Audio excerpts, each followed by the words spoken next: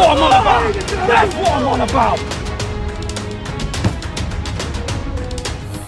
How we doing, guys? Welcome to DT's Daily. Now, on today's show, we're going to take a look back at yesterday's FA Cup matches. We're also going to take a look at Matt Ryan and why he supports Arsenal. We're going to briefly take a look at William Saliba. And we're also going to take a look at Arsenal's fixture schedule with 4 games in 11 days, including trips to Rome and Greece. I represent my fucking self. How we doing, guys? Welcome to DT's Daily. That's right.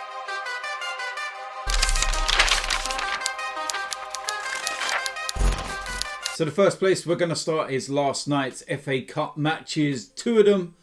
And I wouldn't really say that they were the most exciting of matches. First one was Burnley against Bournemouth. And this was a very, very good 2-0 win for Bournemouth. And they are in the quarterfinals of the FA Cup. They took the lead in this game quite early through Surridge. And then Stanislas, with 2 minutes to go, scored the penalty to settle the nerves a little bit and see them through, like I said, to the FA Cup quarter-final. Feels a little bit weird, the FA Cup games at the moment, because all of the rounds, are in midweek, whereas predominantly FA Cup matches are always on the weekend. The only time that you do normally get a midweek FA Cup match is when they move to replays. But this is, the situation we find ourselves in at the moment, of course, because of COVID and everything else. So, yeah, the matches are midweek. Last game was billed as one of the ties of the round. 2 teams that are going in the right direction, shall we say, in the Premier League. Manchester United against West Ham. As expected, there were some changes to both sides, but they were still very strong sides, to be fair.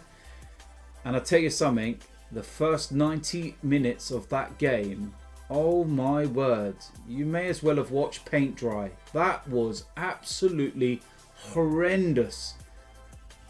I don't think I'm the only one that can actually say they nearly fell asleep watching that. Honest to God, what on earth? Goes to extra time.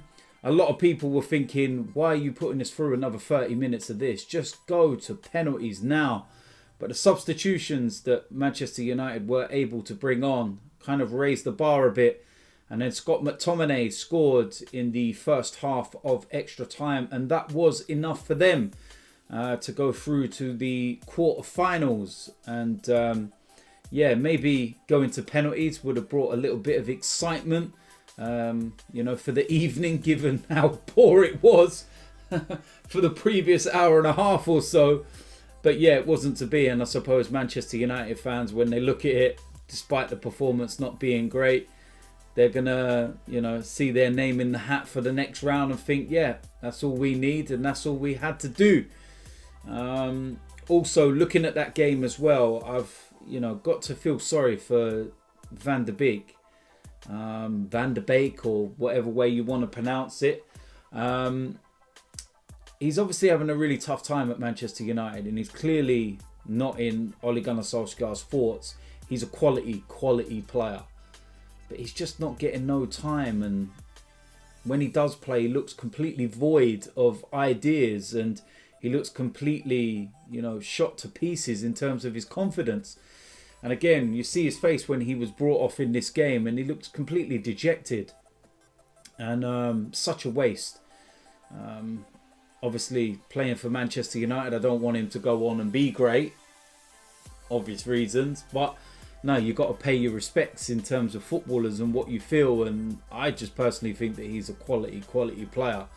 And it's baffling why he's not getting the, game time at Manchester United. And I feel that the reason why he's not getting the game time, is the reason why his confidence is shot to pieces. It's not his ability and can't adapt to the Premier League or anything. It's just not being given the time, and it's so tough. But listen, it is what it is. Maybe Manchester United fans can let me know in the comment section, what you think about the actual situation.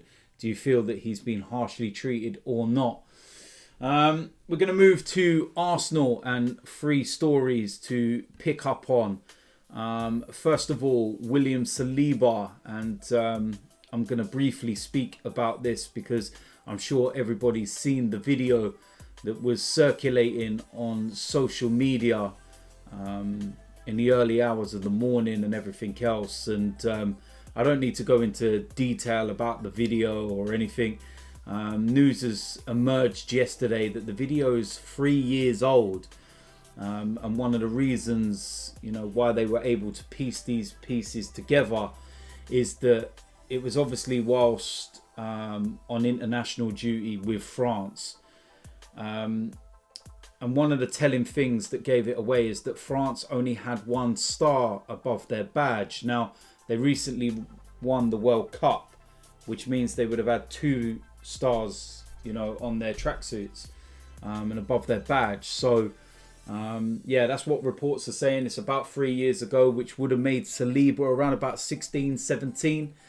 And the only thing that I can say about this is that, William Saliba needs to really start thinking about his choices and his decision making and the things that he's doing. And I'm not just solely on about this because it's from such a long period ago. It was 3 years ago. It wasn't like it happened, last week or something else. It's not excusing, the whole events or anything, but it just seems that he's getting caught up in so much controversy at the moment for a young boy at such a young age that's got so much potential, and you just don't want to see him waste it. The one thing that I do not agree on here and what I've seen on social media is the amount of homophobic abuse that's being directed towards him and others in the video and everything else. You can speak about the video and your thoughts and whatever it may be, but there's no need for the homophobic abuse. And it's a situation that's probably going to follow him around for the rest of his career, to be honest with you. We're also going to be talking about Matt Ryan and a very interesting story with him. And of course, everybody's seen over last few weeks and whatnot, he got to make his debut against Aston Villa, and he's been an Arsenal fan since he was younger. And he has revealed that it was because of Thierry Henry that he became a supporter of the club after watching a documentary on the Arsenal icon. Of course, he is an Australian international goalkeeper. And like I was saying, he fulfilled a lifelong dream when he made the switch from Brighton to the Emirates on loan in January to provide cover for Leno until the rest of the season. To be fair, he probably didn't think he would actually make a Premier League appearance and was just happy to be a part of the squad at Arsenal Football Club. But Leno's sending off meant he actually got to play a Premier League game for Arsenal.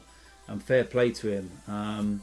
He goes on to say that I was a young kid at my friend's house and we were watching television at the time, and on came a documentary of Thierry Henry. Being a football lover, me and my friend sat there watching, and we were just in awe of his achievements and what he was doing in this documentary.